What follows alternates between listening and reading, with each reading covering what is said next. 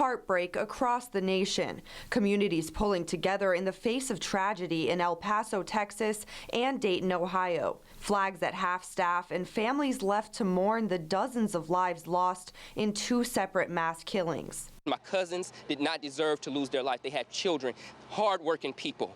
All they was doing was enjoying the night on the town, and they're dead. Never to come home again, never to see their family again. They're gone. New details now emerging about the victims. One, a mother gunned down as she shielded her baby. Another, the sister of one of the two killers. Shots fired. Multiple shots fired. Dispatch. We got shots fired. We got multiple people down. Lawmakers now demanding justice. Assault weapons are designed to kill a lot of people quickly. Let us have a special session to address gun violence in America. And the president condemning these acts of violence. These are two incredible places. We love the people. Hate has no place in our country, and we're going to take care of it. New information coming in overnight about both of these tragedies. At last check, 20 people are dead in El Paso and another 9 in Dayton. And one of the shootings is being investigated as a case of domestic terrorism. This morning, we have team coverage of these attacks. ABC's Mina Puga has the details on the victims and survivors coming up. But first, we go to TV20's Dylan Lyons live in studio with what we know now. Dylan? Well, Shauna, focusing on that case in El Paso, Texas, these are surveillance photos from inside the Walmart store where police say the shooter opened fire on people trying to shop for back to school. And as you said, authorities are calling him a domestic terrorist. That's after they found a racist and anti-immigration document posted online believed to have been written by him. We have to get it stopped. This has been going on for years. And this morning, two communities are in mourning following a pair of violent attacks this weekend that killed nearly 30 people. We got multiple people down. In Dayton, Ohio, an overnight attack at a popular nightclub killed at least 9 people and injured more than 20 others. A tragedy that officials say could have been much worse if police hadn't responded so quickly. Had this individual made it through the doorway with that level of weaponry, there would have been a catastrophic injury and loss of life. And 13 hours earlier and 1,600 miles away in El Paso, a 21-year-old suspect is accused of gunning down shoppers at a Walmart, killing 20 and injuring more than 24 others. The Hate Crime and Domestic Terrorism Fusion Cell has assigned personnel on this investigation. President Donald Trump says his administration is providing whatever resources are necessary to officials on the ground in both communities. He says he will make an official statement that sometime this morning. Shauna? In the wake of these shootings, several leaders have called for tighter gun restrictions. The National Rifle Association now responding. The group released a statement reading in part, quote, "The NRA is committed to the safe and lawful use of firearms by those exercising their Second Amendment freedoms. We will not participate in the politicizing of these tragedies. But as always, we will work in good faith to pursue real solutions that protect us all from people who commit these horrific acts." At the same time, Florida leaders have responded to these shootings on social media, many offering their condolences. Senator Rick Scott tweeted, quote, what we've seen in the last 24 hours in El Paso and Dayton is devastating. Hate and tolerance are corrupting too many of our young people. White nationalism is a cancer in our country. We all stand united against this evil. And Governor Ron DeSantis also responding, saying, quote, "As our nation mourns the tragic and senseless loss of life in El Paso, Texas and Dayton, Ohio, we reaffirm that these acts of violence are not representative of who we are as a nation." And Gainesville Mayor Lauren Poe also tweeted, making reference to the Gilroy, California shooting, saying, quote, "3 mass shootings in 1 week. Doing nothing does not seem to be working." Still to come this morning, ABC's Mina Puga is learning more about those victims. Her report and what you can do to help coming up at 6:30. Until then, we're posting updates online. You can find the latest information on our website, WCJB.com, as well as on our Facebook page. And now let's get a check on weather with Mike Potter. Mike, happy Monday to you. And happy Monday to you as well, Shauna. After it was an okay weekend, I had a pretty good amount of sunshine, some scattered rain areas. This morning we're waking up to a pretty quiet morning overall as we look at our Monday forecast as you get ready to head out the door. Temperatures in the mid-70s around 8 a.m. We'll warm up into the upper 80s by noon and eventually some low 90s this afternoon. And there will be a few widely scattered showers and thunderstorms mainly for the second half of the day. However, there have been a few showers along the Gulf Coast this morning. Right now, Gainesville Regional Airport, when I was out a short time ago, saw a few stars overhead, just a few clouds drifting on by. Pretty quiet morning out at the airport. Doppler radar has been showing a little bit of rain, not a whole lot, frankly. It's been very isolated in nature. Noticing a few of the showers pushing on shore of the coastline of Taylor County, moving pretty much due east, and most of those rain showers weakening as they've been heading farther inland. There have been a few rain areas in the area near and south of Inglis. These have been trying to move eastward as well, but not a very active morning. Most of us rain-free to start our Monday. 73 Lake City, 74 Gainesville, 75 in Ocala. Coming up in a few minutes, we'll talk about what the weather pattern looks like for the rest of this week, and of course, an update from the tropics in just a few. Drivers in Alachua County could see more lane and ramp closures this week. FDOT is continuing to work on a project involving Archer Road and the I-75 interchange. The closures started last night and are expected to end this Thursday. Lanes closed at 9 p.m. and will open this morning at 6. Ramp closures were opened at 5 a.m., so they should be open now. Gainesville police say a gun thief was identified with the help of his mother. William Westbury was seen in surveillance footage stealing a gun from a victim's car on Southwest 2nd Avenue. Investigators say they matched fingerprints to the 18-year-old, but he denied stealing the gun. That's when police contacted his mother, who identified him in the surveillance tape. He was charged with grand theft and booked into the Alachua County Jail. The president is making a trip to north central Florida this week. People in Marion County might catch a glimpse of Air Force One flying overhead on Tuesday on its way to the Ocala International Airport for the president's scheduled address to the villages. The event is for a small group of invite-only guests where he plans to discuss waste and abuse in the Medicare system, a system that many who live in the villages heavily depend on. So far, there's no word if Trump will hold a public event as well. A 5-year-old child drowned at a water park in Daytona, Florida this weekend. Lifeguards noticed the boy floating in the wave pool, and he was pronounced dead on the way to the hospital. Kessie Tharud has more. It's awful. Witnesses say it all happened just before 1 o'clock Saturday afternoon when lifeguards spotted the 5-year-old boy floating in the park's wave pool. They got the baby out, laid him on the floor, trying CPR. Sad day. There were so many people standing around. I barely seen him laying on the ground, but he was just a little fella.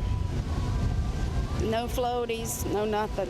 Officials with the park say lifeguards, as well as a guest who just happened to be an off-duty doctor, tried their best to save the boy. They did conduct CPR on the child, as well as we hooked up the AED to the child, and 911 was called immediately by ourselves as well as others, and we continued CPR until the paramedics arrived on scene. Officials say the boy was taken to the hospital but died soon after. Our hearts go out to the family and of the child, and all of our employees really do care, and it's going to be rough, and all of our hearts are very heavy for the situation.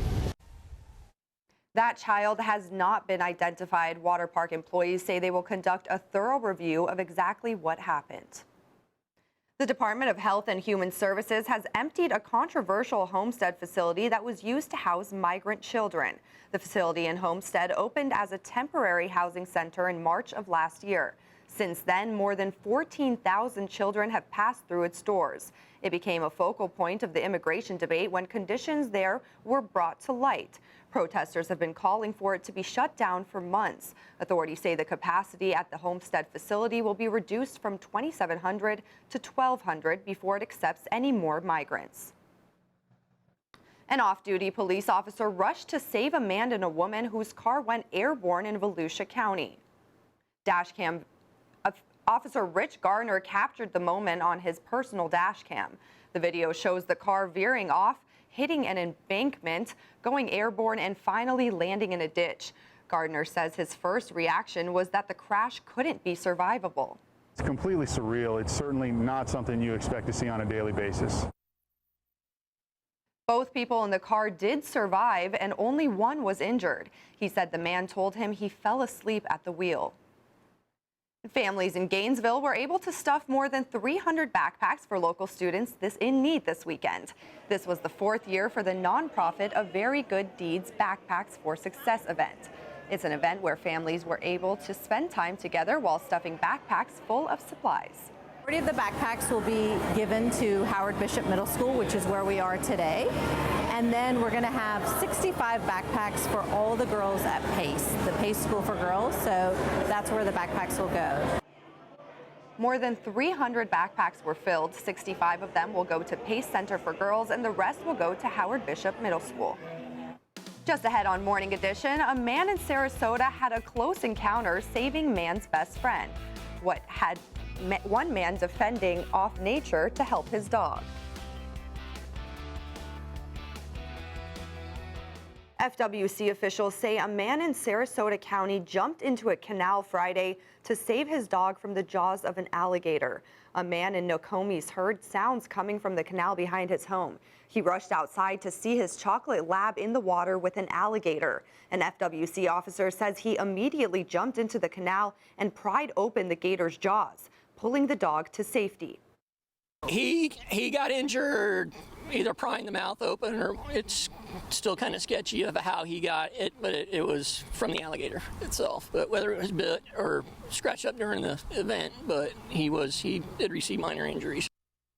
The man and the dog both escaped with minor injuries. Late last night, a trapper captured that gator, which measured a whopping 9 feet 9 inches. Wow. I would like to have one of those walking around if you're outside. Yeah, it'd be head to head, like actually facing the gator. Wow, Yeah, that's amazing. yeah. I'm glad he's okay. Yeah, no kidding. Yeah. Well, we had a pretty good weekend. Did you do anything unusual? Did you have fun? Did you get out and do any stuff? The opposite. I was actually moving, but I did notice Yeah, the heat while I was moving. Yeah, It was yeah. pretty toasty And out there there. wasn't as much rain around, so maybe moving during the rain is never a whole lot of fun. But doing it during the heat either. Maybe next time do it maybe in January, and I think you probably maybe I'll try to plan it out. enjoy it a little bit more perhaps. Well, we had a warm weekend. Temperatures up at or a little bit above the 90-degree mark, and things starting out fairly quietly this morning, but we're noticing a few showers along our Gulf Coast. We'll check those out on the radar in just a second. But for the most part, most of us enjoying a quiet beginning to our day with just the clouds drifting on by overhead. Nice warm up into the upper 80s by 11 a.m. We'll be close to the 90-degree mark by noontime, and into the afternoon we'll be in the low 90s. And we'll expect a few widely scattered showers and storms this afternoon inland. But if there's a rain chance this morning early on, I think it's primarily going to be along the Gulf Coast. Starting out with a tropics report, well, things have quieted down considerably in the Pacific as Eric fizzled out south of Hawaii going back to the weekend, and what's left of Flossie is very weak. It's a tropical depression, and it's expected to pass near or just north of the Hawaiian Islands over the next few days. What's left of it, that is. Otherwise, in the Atlantic Basin, things have quieted down as well. The Gulf of Mexico is uneventful. The Caribbean, same thing. That one wave or disturbance we were watching over the last week, actually, much of the week, kind of weakening as it's been heading westward, what's left of it near the Lesser Antilles first thing this morning. Well, as we travel northward, we're not seeing many signs of fall just yet. Temperatures cooling down in the 50s to near 60 up towards Buffalo, a 96-degree reading right now in Phoenix. Otherwise, lots of 70s and 80s across the southeastern part of the United States. Yesterday across the region, scattered rains cranking up and then weakening, but we're noticing a little batch of rain develop here with a little disturbance aloft from the area near New Orleans extending over to the Florida Panhandle. Keeping an eye on that. Here's the view of Florida, and you can see that what little activity there was yesterday ending fairly quickly. Noticing some showers approaching the Gulf Coast down near Fort Myers and Naples this morning, and there's some of the rain we're talking about just offshore the Panhandle, and just a few isolated rain areas along our coast this morning. You'll notice on the radar it's all quiet over the interior, nothing in the Atlantic. Where we're seeing the activity has been along the Gulf Coast. A few showers have been moving into the southern Taylor coastline. Pretty quiet as you head down through the coastline of Dixie and Levy counties, with just a few showers pushing into the area near and north of Crystal River. Everything is being directed to the east, so more of a Gulf influence as we go through our day today. 83 warm degrees at Cedar Key. Good morning to our friends on the coastline, mostly in the low to mid 70s though as you head over the interior. Visibility has been just fine this morning. So we'll watch a few showers storms trying to approach our Gulf Coast early on this morning. That rain chance translates into the interior as we head into the afternoon, and then eventually those rain areas will end up off the East Coast. Overall, looks like a slightly more active day, though, coming up for your Tuesday. Otherwise, mostly sunny for most of us, unless you're near the Gulf Coast. A few showers coming on shore. I think the best chance of rain is going to be over the interior as we head into the afternoon, topping out at 92 with that westerly breeze. As we look at the extended forecast, the rain chance goes from our 30% today to about 50% for Tuesday, and about a 40% chance of rain for much of the remainder of the week. Temperatures will be at or a little bit above 90, not too far off what you would expect this time of year. It is August, and we're still about a month and a half into summer now, and it's kind of hard to get much cooler than that unless you have a lot of rain around. And you'll see some, but not a whole lot. All right, we'll take what we can get. Thanks, Yeah. Mike. Well, coming up, a family is hopeful after a groundbreaking surgery to help their son. How that surgery is changing the boy's life next.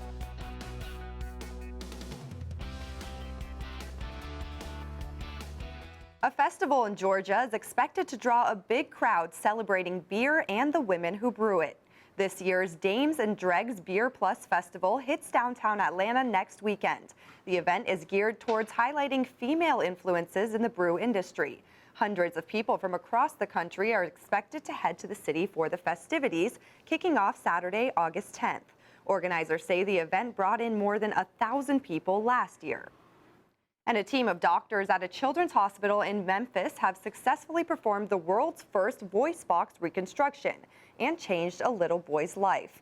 2-year-old Cooper Kilburn from Adamsville, Tennessee, was born with congenital high airway obstruction syndrome, meaning his trachea and larynx were blocked and he would have no voice or any way to breathe. Mortality rates easily high 90% for this diagnosis, possibly even higher. Using parts of Cooper's ribs, doctors were able to create a voice box and airway. Now, 5 months later, Cooper is beginning to make noises and only uses his ventilator at night. Wow, that's amazing, Mike. Yeah, I mean... the world's first ever voice box reconstruction. Yeah, that's fascinating. That's I mean, awesome. Good for him. Yeah, good for him, that's for sure. Well, I'll tell you what, good for us. I think we got a pretty good start to our day overall. If you're going to be heading out here shortly, quiet conditions overall. We're noticing a few isolated rain showers along our coast this morning. Readings in the upper 80s by lunchtime, though, if you're going to be heading outside for perhaps a bite to eat as we head into the afternoon. And as we head into early evening, there'll be a few widely scattered showers and storms to deal with. Noticing this morning, the activity has been pretty much along the Gulf Coast, and it's been very spotty in nature. The Atlantic is quiet this morning. Most of our viewing area is as well, with a few showers in the forecast along our Gulf Coast counties early on this morning. Good morning to our friends up towards Lake City, 73, one of the cooler spots. Live Oak is warmer at 75. Temperatures in the low to mid-70s around Lake Butler and Brooker and Lawton and Stark this morning. Gainesville is 74 with readings in the mid-70s across most of Marion County. Beginning our Monday. Happy Monday, everybody. Not always the best day to get out the door, but actually not a bad start to our day. Yeah, not bad. All right, thanks, Mike. Well, an internet provider is pulling 8chan, an online forum linked to 3 mass shootings. ABC's Janae Norman and Kenneth Moten have the details in today's Tech Bites. In today's Tech Bites, an online message board says enough is enough. 8chan's creator now says he thinks the messaging board should be shut down. It comes after an internet provider said it will no longer carry the anonymous forum. Authorities say the gunman in El Paso used the message board along with other mass shooting suspects. More widespread outages for Facebook. Some users reported their Facebook, Instagram, and WhatsApp being down Sunday morning. It's the latest in the string of outages for the company. Facebook has not commented on this weekend's outage. And finally, the French inventor of the jet-powered hoverboard soared over the English Channel. Frankie Zapata started from northern France and landed in Dover, England. He reached speeds of 110 miles per hour to complete the 22-mile journey. This was his second try after failing last month and falling into the water. This time, it appears he got it right. He did it. Those are your Tech Bites. Have a great day.